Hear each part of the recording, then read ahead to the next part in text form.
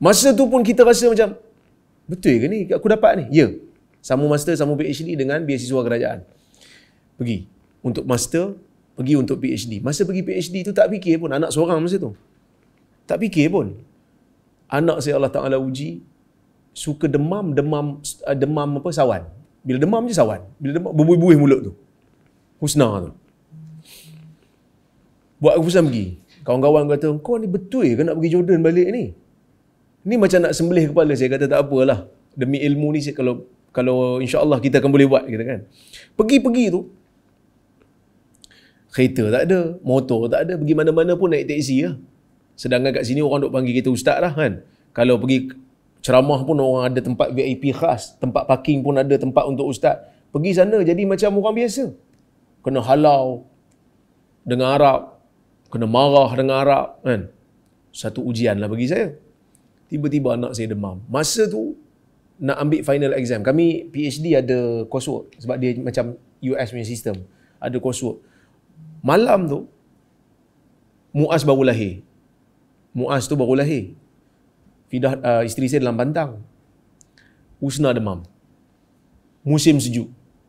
3 pagi dia sawan. Bila dia demam je, kami akan ambil turn. Saya akan jaga malam sampai pagi. Fidah akan jaga, si isteri saya akan jaga pagi sampai ke malam lah. Sebab kelas saya PhD ni dia kelas petang. So saya boleh jagalah tengah-tengah malam sambil buat assignment. So tiba-tiba dia sawan. Hujan masa tu. Suhu -2. Sebelum tu kami dah rendam dia setengah jam. Dia dah mengetar dah. Sejuk. Saya call kawan. Saya kata tolong angkat. Saya tak ada kereta kan. Nak pergi hospital. Saya kata tolong angkat. Dia angkat. Kata ustaz tolong bawa kami. Sebab dia ada kereta. Ustaz tolong bawa kami nak pergi hospital. Pergi hospital. Doktor rendam lagi setengah jam dalam air sejuk. Menjerit-jerit. Lepas tu masuk ward. Bila masuk ward, saya bawa buku sebab esok nak exam. Family jauh. Pukul 3 pagi di Jordan. Dekat Malaysia pukul 8 pagi. Tergerak hati nak telefon. Tapi tak jadi. Sebab kalau telefon menyusahkan, dia orang akan susah hati.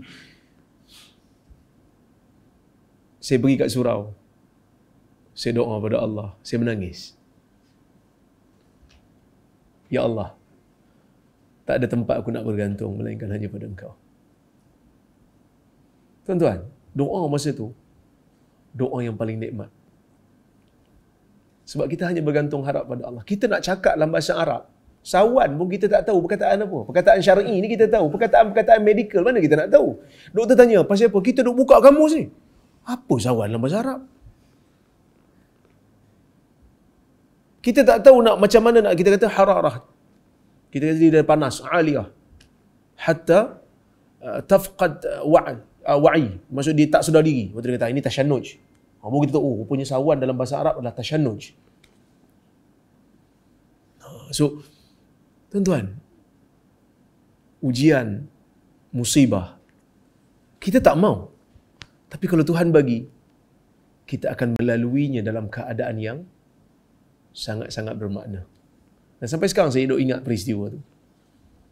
Kan?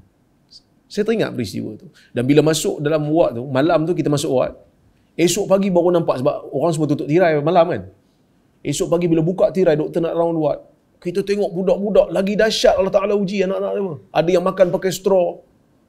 Semalam kita dah ingat, anak kau sawan sikit je, sawan pun tak sampai 5 minit. Itu pun sebab demam. Anak orang lain makan pakai straw. Baru kita rasa, Allah, ujian yang Allah Ta'ala bagi pada aku ni, sikit je. Kan? Baru rasa malu kat Tuhan. Itu pengalaman hidup saya lah.